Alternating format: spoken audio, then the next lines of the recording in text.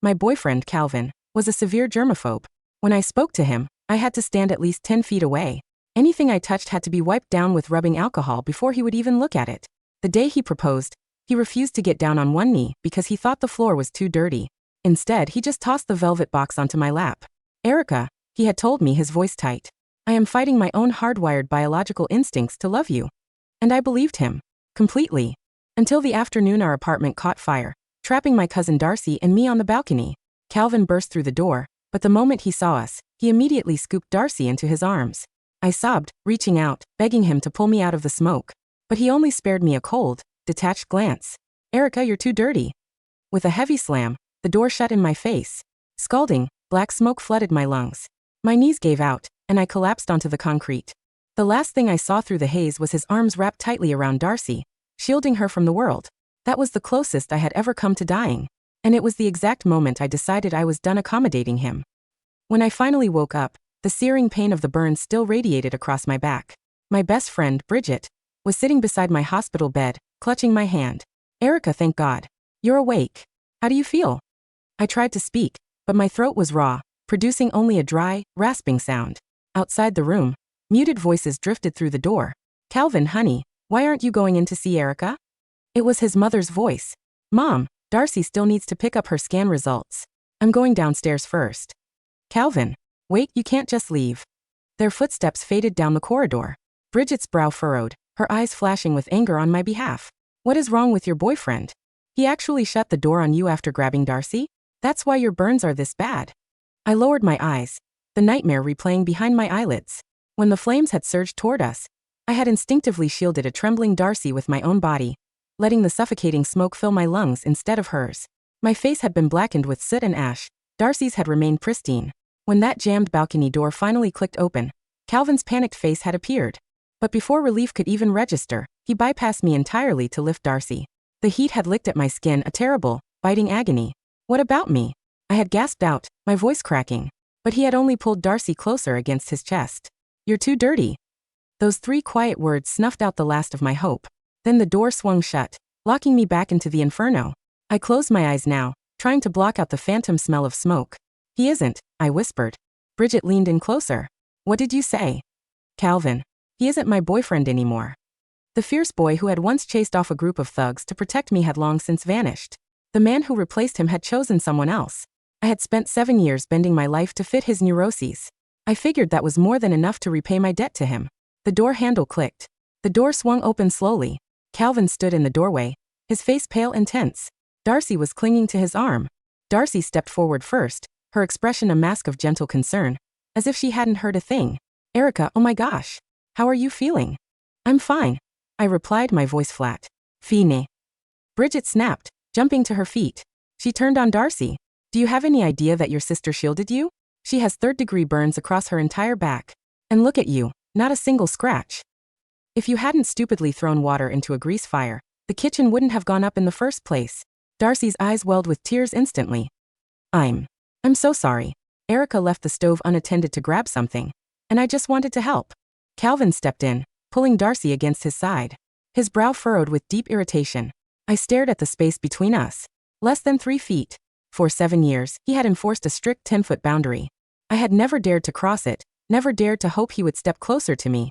Now he was finally standing near me, only to shield another woman from the truth.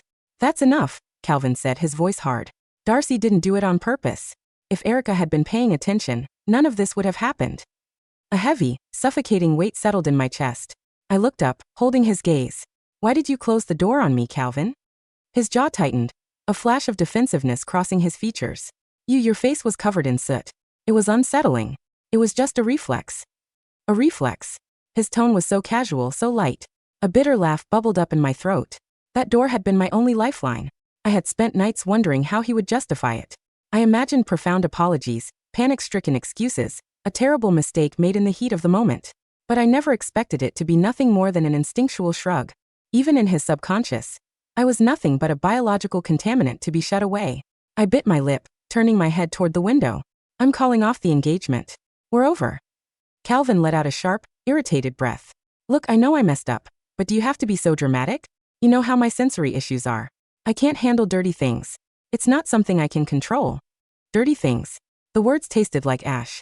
I forced back the tears prickling behind my eyes, refusing to let him see me cry. Suddenly, a red apple landed on the blanket beside my hand. I looked up.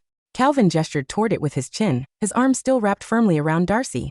In 7 years, he had never willingly touched me. He claimed any physical intimacy triggered a physical panic response. Even passing me a set of keys or a glass of water required him to toss it across the room. I took a slow, agonizing breath and asked the one question that had been eating me alive. If your touch aversion is so severe, Calvin, why are you holding her? He didn't even hesitate. Darcy is fragile. She's an exception. I thought of the heavy canisters of disinfectant wipes he carried everywhere, the ritual cleanings I had to endure just to sit in his car. The last wall of my defense crumbled into dust. Get out, I whispered. Both of you. Calvin never came back to the hospital. On the day I was discharged, his mother, Mary, was waiting by the exit with a basket of seasonal flowers. She reached out, gently squeezing my uninjured arm, her eyes full of sorrow. Erica, sweetie, how are you holding up? I offered her a small, reassuring smile and shook my head. Mary sighed, her voice trembling. You've always been too patient with him. He was never this obsessed with cleanliness before. And besides, if it hadn't been for what you did for him back then. It's fine, Mary, I said softly, cutting her off. He helped me out later in life, too. Let's just say we're even. I gently squeezed her hand. Calvin and I are over. I'm going to pack my things and move back to my mom's place upstate. Left with Mary's heavy sighs echoing behind me, I slid into the car. But when the car pulled up to my street corner, I noticed a small crowd gathered outside my apartment building. I got out, adjusting my posture. Even a slight movement sent a sharp, pulling pain across the healing skin on my back. Who is getting evicted? Someone in the crowd whispered. No idea. Apparently, the owner is getting married, and they're throwing out some girl who was staying here. A murmur of judgmental pity rippled through the onlookers. A cold dread pooled in my stomach. I pushed through the crowd. My chest seized. Those were my belongings scattered on the damp pavement. My blood ran cold. I rushed forward as 2 hired movers dumped another box of my books onto the curb. What the hell are you doing? I yelled.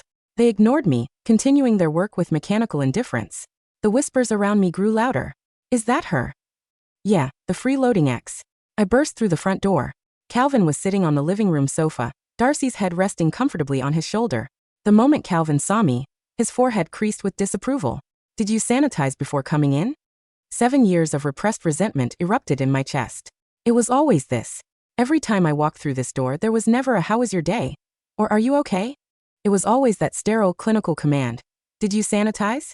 My eyes burned with dry heat, but I refused to let a single tear fall. What about Darcy? Did she sanitize? Do you have to make everything an argument?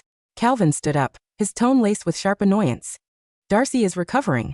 Her health is fragile right now. Why are you being so aggressive? Can't you show a fraction of the grace and understanding she has?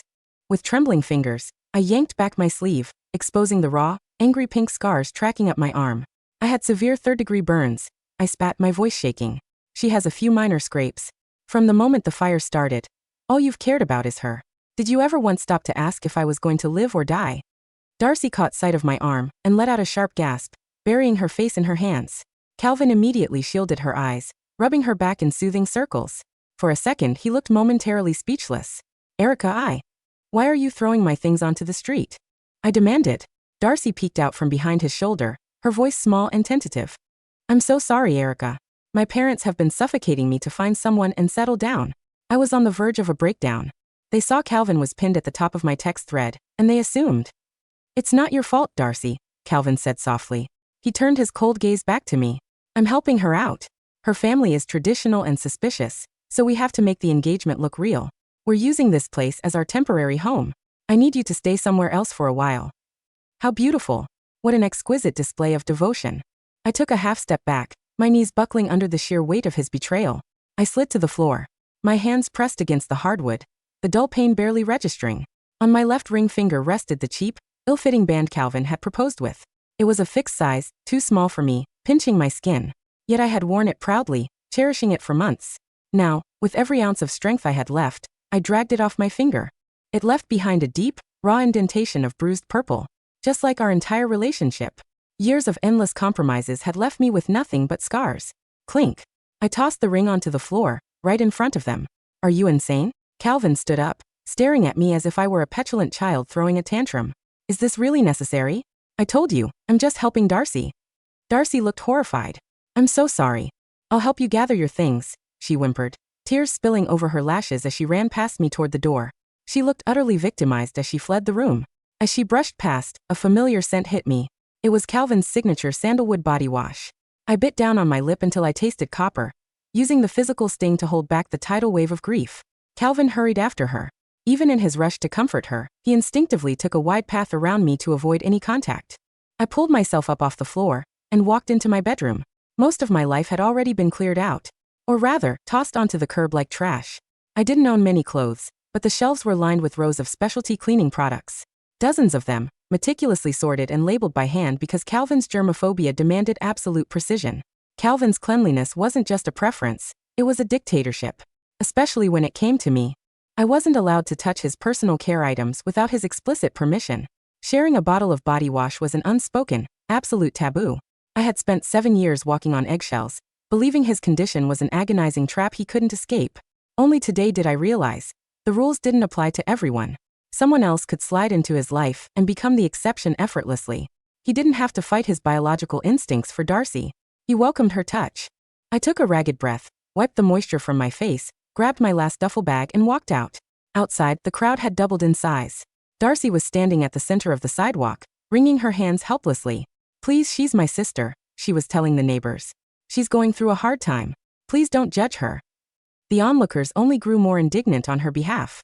Honey, you're the actual fiancé, right? You're being way too sweet. That girl is clearly trying to leech off your man. You're doing the right thing throwing her out. Change the locks immediately so she can't sneak back in. Darcy's eyes widened, and she spotted me coming out of the lobby. Erica. She looked relieved, rushing over to grab my arm. Calvin went to fetch the car. I made sure all your things were packed up safe. She smiled warmly, but her fingers dug into my flesh.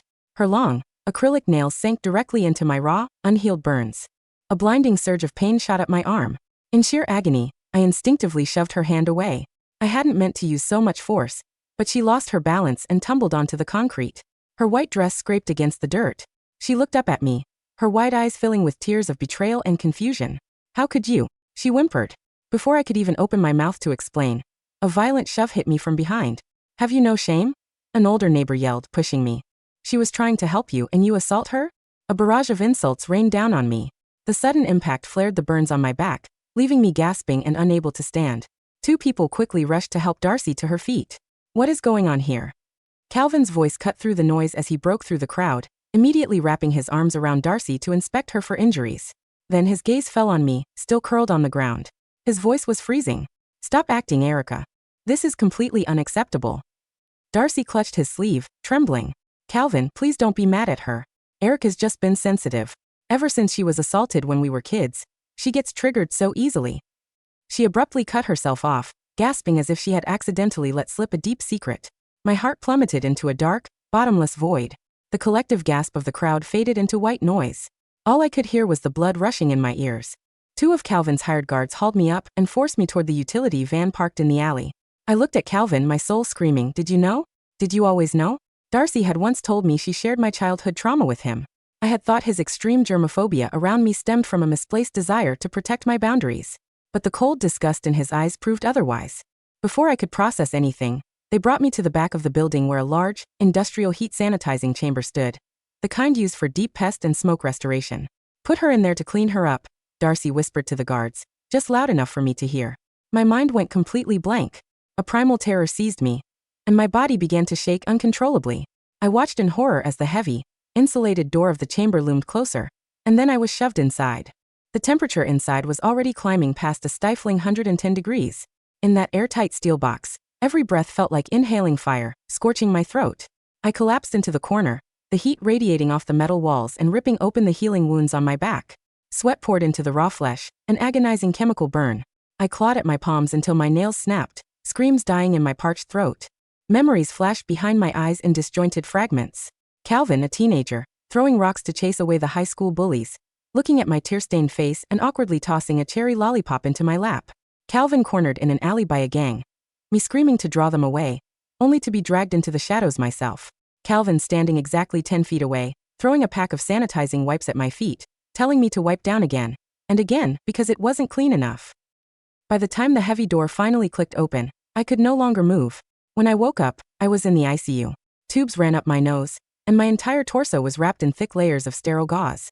The nurse told me my fever had spiked to a lethal 106 degrees, and the burns on my back had developed a severe, systemic infection. I stared blankly at the acoustic ceiling tiles and rasped, "Transfer me. I want to go home. Upstate." By the time Bridget rushed in, I had already signed the transfer paperwork. She wept, screaming curses at Calvin and Darcy, but I didn't say a word. I had no words left. As the ambulance sped down the interstate away from the city, I asked Bridget to take the SIM card out of my phone and throw it out the window.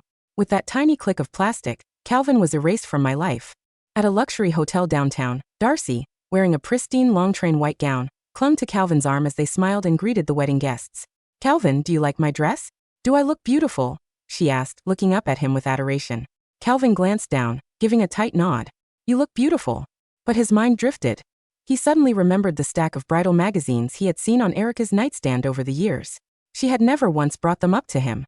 That mandatory 10-foot gap had quietly eroded the bridge of their shared life, until there was nothing left to stand on. Calvin cleared his throat.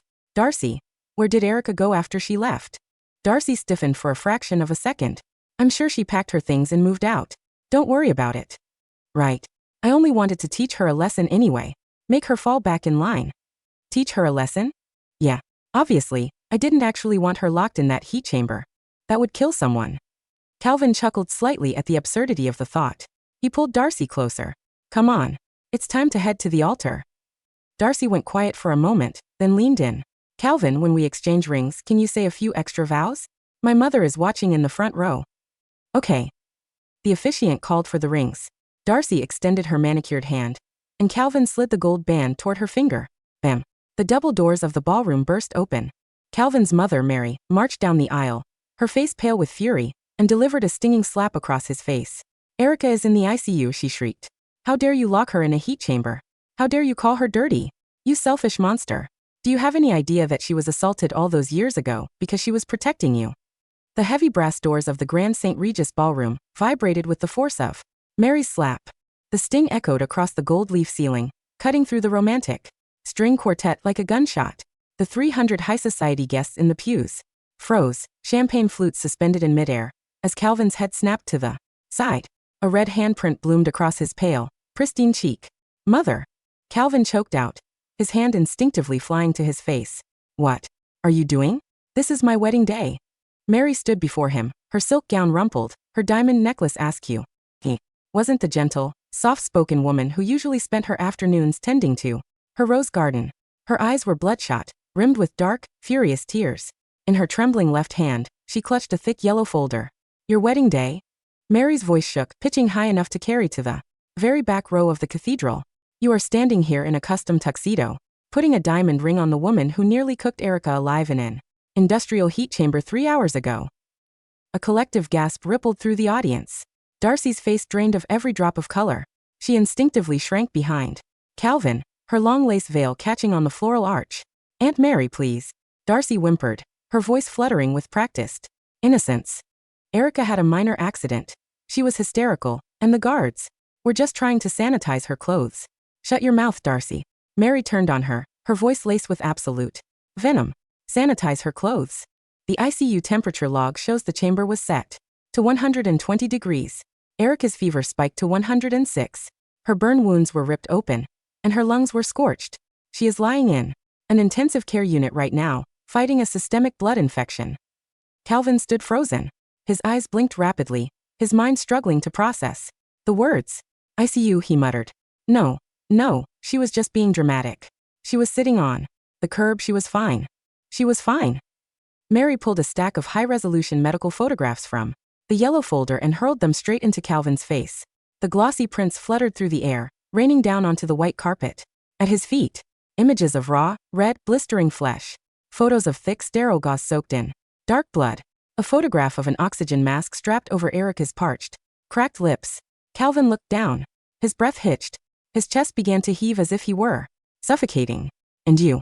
Mary stepped closer, poking a manicured finger violently into Calvin's chest. "You called her dirty? You told her she was a contaminant? You spent 7 years enforcing a 10-foot rule on the girl who took the violent beating meant for you. What are you talking about?" Calvin rasped, his voice cracking. 17 years ago, in the alley behind the high school. I threw the rocks. I fought. Them off. You ran. Mary screamed, her tears finally spilling over, washing away her makeup in black trails down her face. You coward. You ran home and hid in your bedroom, crying under your blanket. It was Erica, a 12-year-old girl who stood in that alley and drew the gang away so you could escape. The cathedral went dead silent. You could hear the hum of the air conditioning. They dragged her into the dark, Mary sobbed, her hands covering her face. They beat her with iron pipes until her shoulder was shattered. When your father and I finally found her in the hospital that night, her first words weren't a complaint. She looked at me with blood in her mouth and asked, "Is Calvin safe? Did he get home clean?" Calvin's knees buckled. He stumbled backward, knocking over the white marble pedestal supporting the wedding arrangement. Lilies and glass vases shattered across the aisle. "No," Calvin whispered, staring at his mother in horror. "No, that's not true. She told me. She said she was fine. She said she just slipped in the gravel. Because she knew you were fragile," Mary yelled. "Because she saw you obsessively scrubbing your skin until you bled after that night. She let you believe you were the brave little hero who saved her, because she didn't want you to carry the guilt of knowing she was broken for your sake." Calvin turned his head slowly, looking at Darcy. Darcy was trembling violently, her eyes darting toward the side exits of the ballroom. "You told me." Calvin's voice dropped to a terrifying, raspy whisper. "Darcy, you told me she was assaulted because she was reckless. You told me she was dirty." "Calvin, listen to me."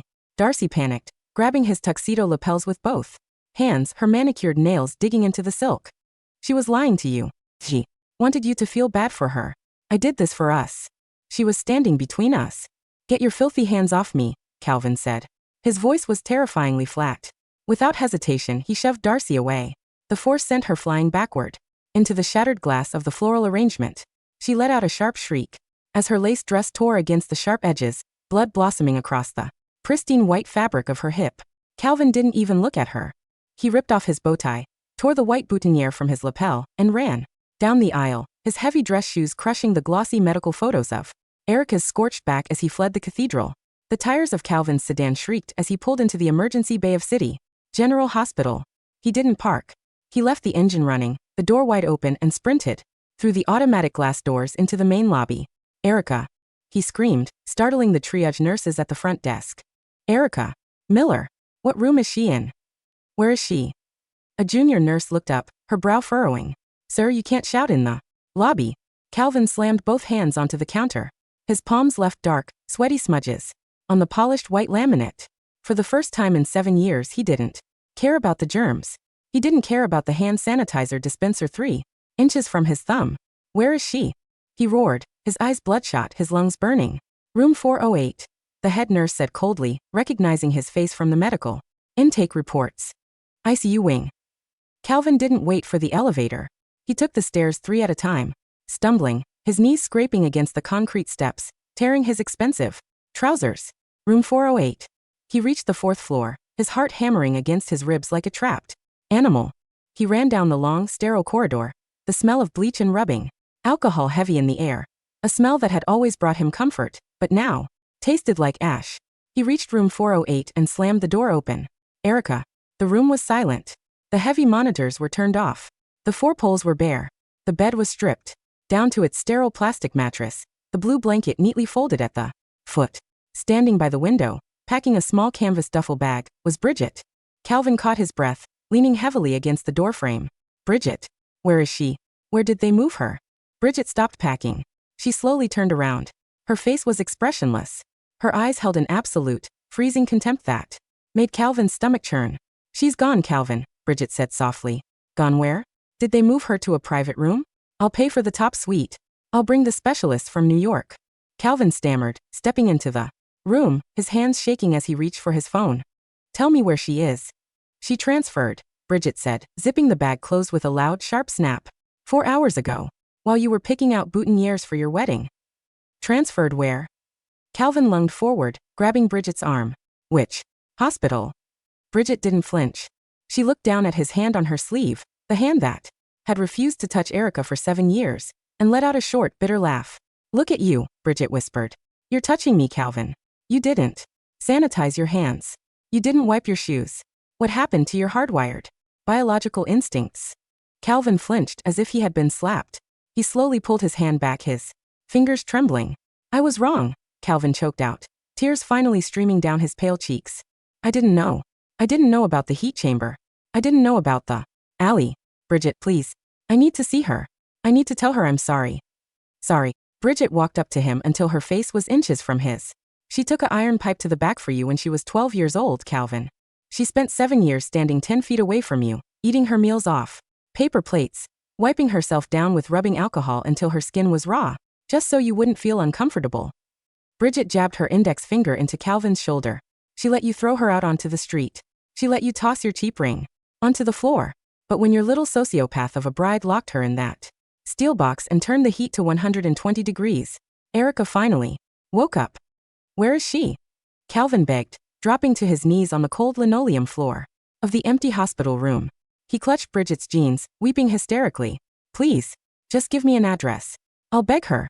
I'll get on my knees. Bridget pulled her leg out of his grip. She threw her SIM card out of an ambulance window on the interstate, Calvin.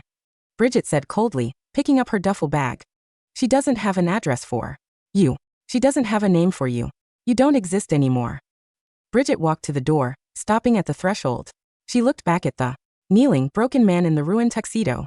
Oh, and by the way, Bridget added, her voice smooth as ice. The police department opened an attempted murder investigation into the heat chamber incident an hour ago. Your guards are already in interrogation. I'd suggest you hire a lawyer. She walked out, slamming the door behind her. Calvin was left alone in the empty, sterile room. He knelt on the floor, buried his face in his hands, and screamed until his throat bled. For 3 weeks, Calvin did not go home. He didn't go to his office at the financial firm. He didn't return his board members' frantic phone calls. He lived out of his car, driving up and down the interstate, stopping at every hospital, clinic, and rehabilitation center within a 300-mile radius of the city. He looked like a phantom. His tuxedo had been discarded, replaced by an old, rumpled hoodie. His cheeks were hollow, covered in dark, messy stubble. His hands, once obsessively manicured, scrubbed with surgical soap 10 times a day, were now stained with dirt and grease from petrol station steering wheels. He didn't care about germs anymore. He would grab door handles with his bare palms. He ate cold sandwiches from roadside stalls without washing his hands. He slept in the back seat of his car, staring at the ceiling light, replaying the last 7 years of his life over and over behind his eyelids. Erica, you're too dirty. Every time he closed his eyes, he heard his own voice saying those 3 quiet words outside the burning apartment door. He remembered the way she had looked at him through the smoke, her eyes wide, filled with a profound, terrifying heartbreak that he had dismissed as dramatic. He remembered the red apple he had tossed onto her hospital blanket, refusing to pass it to her hand. He remembered the bruised purple indentation on her left ring finger when she pulled off his cheap, ill-fitting ring. I was the dirty one, Calvin whispered into the dark of his car, his voice raspy and broken. It was always me. On the 22nd day, Calvin's phone, sitting on the passenger seat, rang. It was his father's corporate attorney, Marcus Vance. Calvin snatched the phone up instantly. Did you find her? Did your investigators find her? Calvin, Marcus's solemn voice came through the speaker. You need to come to the precinct downtown. Right now. Is Erica there? No. Marco Said. The district attorney has formally issued an indictment. Darcy and the 2 security guards have been arrested for reckless endangerment, aggravated assault, and criminal negligence. Darcy is claiming you ordered her to put Erica in the chamber. Calvin's eyes narrowed into slits. A cold, lethal stillness settled over him. I'm coming, Calvin said. 30 minutes later, Calvin walked into the downtown precinct interrogation wing. The room was lit by harsh fluorescent lights. Sitting behind a steel table, wearing an orange jumpsuit, was Darcy. Her hair was unwashed, her makeup gone, her face pale and terrified. Sitting across from her was Mary, along with 2 senior defense attorneys. When Darcy saw Calvin walk through the door, her face lit up with desperate hope. Calvin, tell them. Tell them it was a misunderstanding. Tell them. You wanted her sanitized. Calvin walked over to the table. He didn't sit down. He stood over her, looking at her as if she were a piece of rotting garbage on the sidewalk. Calvin, please. Darcy wept, trying to reach across the table to grab his sleeve. My parents are going to disown me. The media is everywhere. If I go to prison, my life is over. Calvin pulled an audio recording device from his pocket and set it gently onto the steel table. I spoke to the security guards this morning in the holding cell, Calvin said. His voice flat, devoid of any emotion. They gave a full confession. They showed me the Venmo transfer of $5,000 you sent them 10 minutes before. They shoved Erica into that box.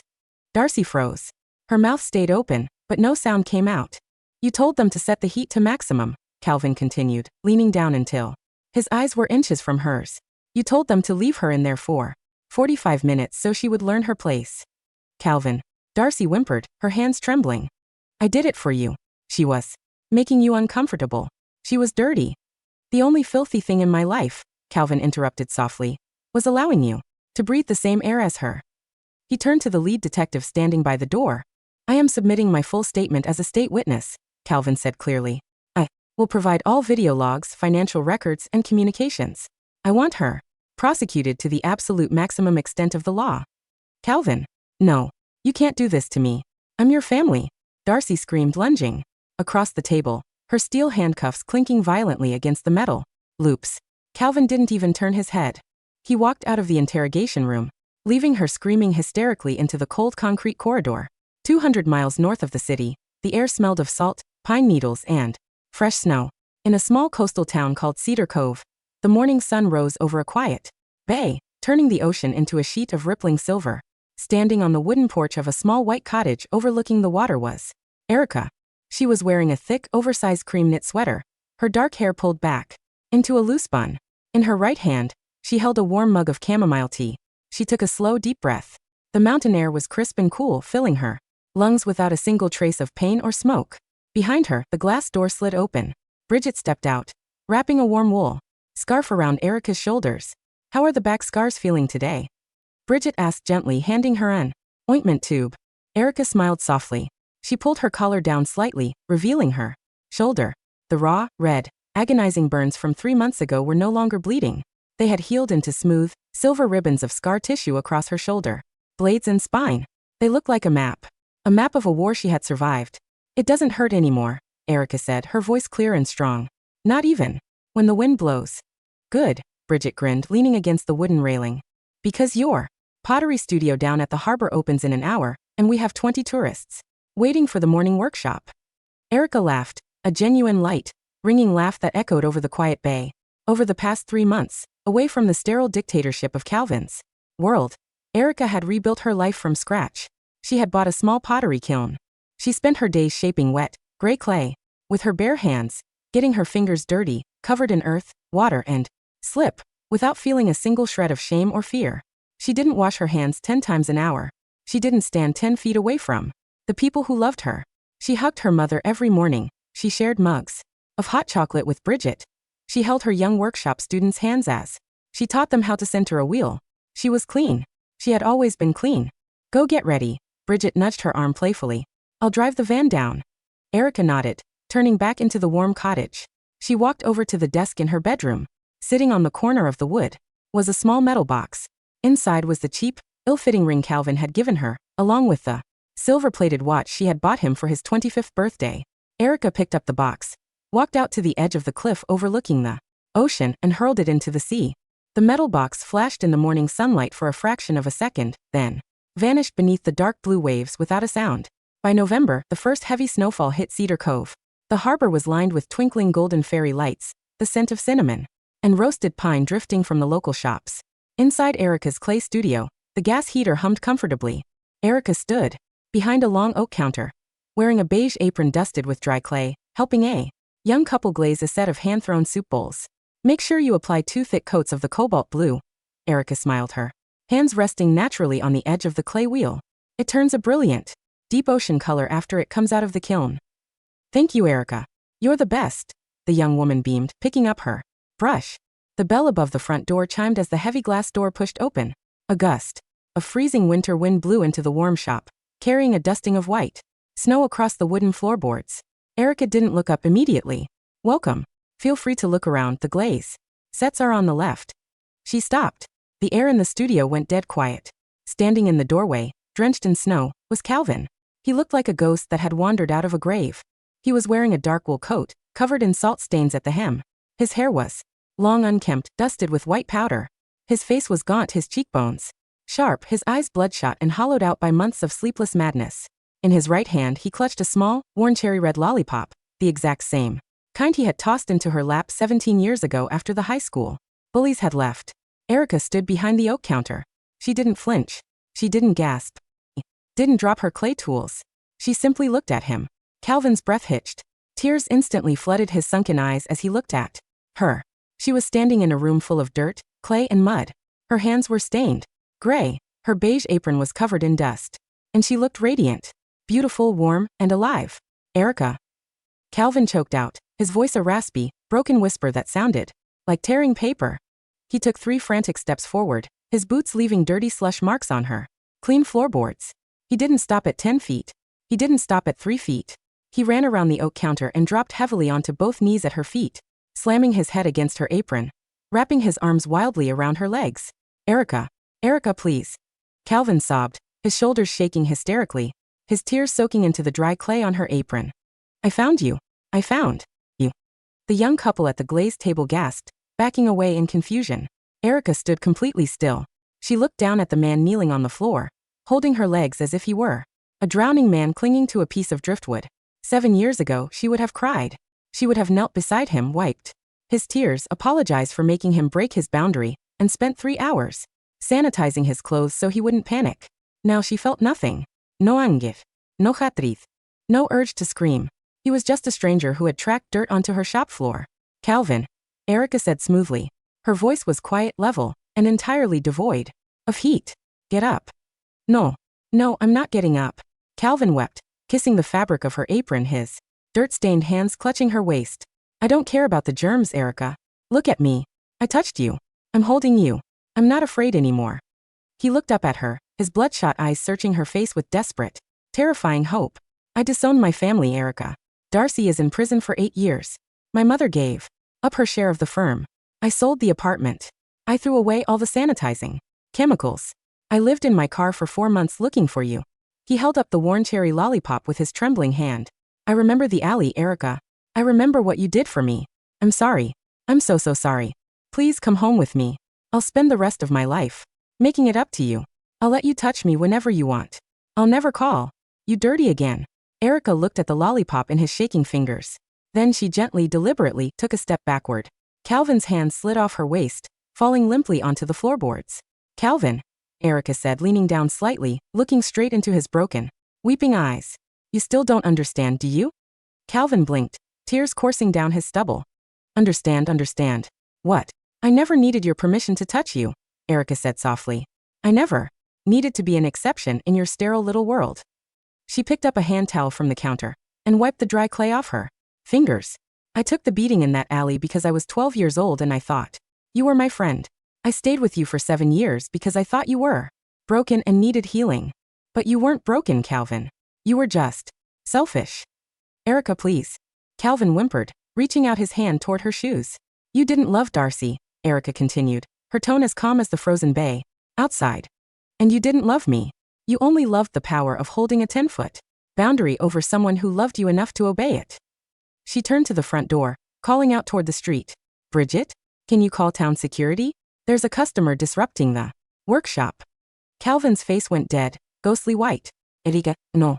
Please don't do this to me, he shrieked, scrambling on his knees toward her. I'm clean now. Look at me. I'm covered in dirt. I'm dirty for you. Bridget pushed open the glass door, followed by 2 large harbor security officers wearing heavy winter coats. Bridget looked at Calvin kneeling in the clay dust, her eyes holding no pity whatsoever. Sir, the lead officer said, placing a heavy gloved hand on Calvin's shoulder, pulling him up from the floor. You're trespassing on private property. You need to come with us. Erica. Calvin screamed as the officers dragged him backward toward the snow-covered street. Erica, look at me. Say my name. Just say my name once. Erica didn't look back.